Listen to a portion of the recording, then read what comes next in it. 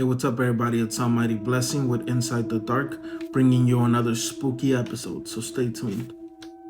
So today's story is another twisted deal with the devil, about a woman and her husband who resided in Cruz Blanca, Guerrero, in Mexico. Her husband was a prominent witch hunter, not just any type of witch hunter. His job was to be tasked to kill nahuales.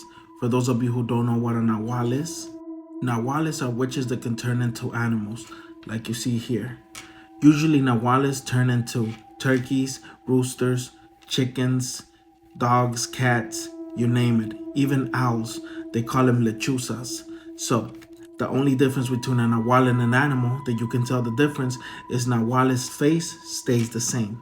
So of course, the disturbing fact that when you see a chicken running around with the face of a human, you know it's a witch. Now, this lady's husband was very good at his job, so of course his life was always in danger. Unfortunately for this individual, one day he took a break and went to a nearby store where he was hunting on a wall and bought a sandwich.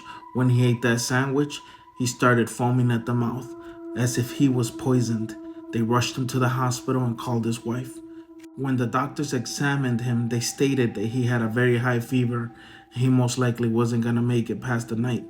The doctor said they couldn't find the cause of the source or even poison in his body, so they couldn't understand why he was convulsing, had a high fever, and was foaming at the mouth.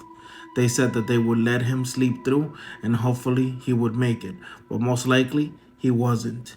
So the wife, out of desperation, reached out to the very people he was tasked to kill. Those people were witches. She reached out to a very popular witch in Cruz Blanca, who people would go for remedies and cures. She reached out and said that her husband was dying, he was poisoned, and if she could help. Fortunately for her, the witch had empathy and wanted to help. So she told her to rush her husband over to her house so she could see what she could do. So she rushed her husband to the curandera to try to find a way to keep him alive.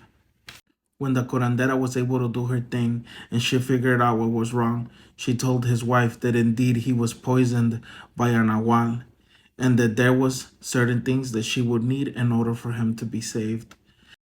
And his wife agreed that whatever needed to be done, she would do for her husband because her love runs deep for him. Stick around for part 2.